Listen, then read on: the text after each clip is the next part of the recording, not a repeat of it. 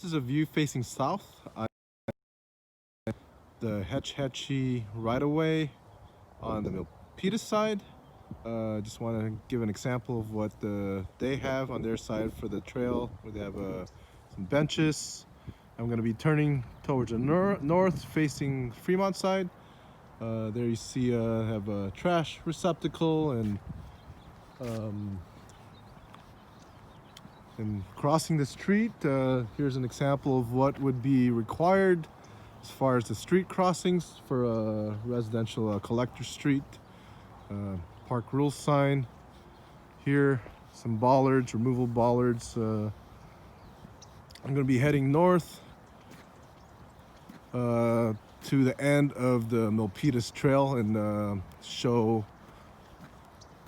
where we would need to pick it up in order to tie in the future.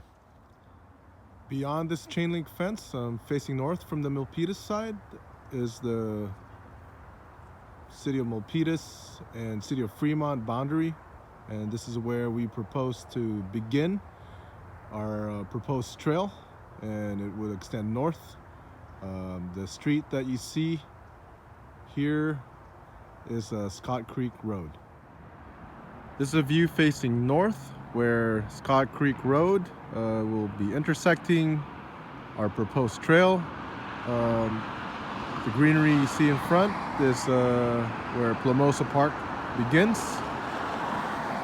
You can see the City of Fremont Park sign in the picture. This is a view of where our trail would extend through Plamosa Park. At this stretch, the trail would likely be incorporated into a sidewalk.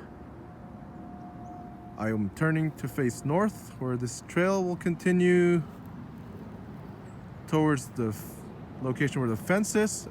Here this would require a pedestrian bicycle bridge to cross the drainage ditch and then terminate on the other side.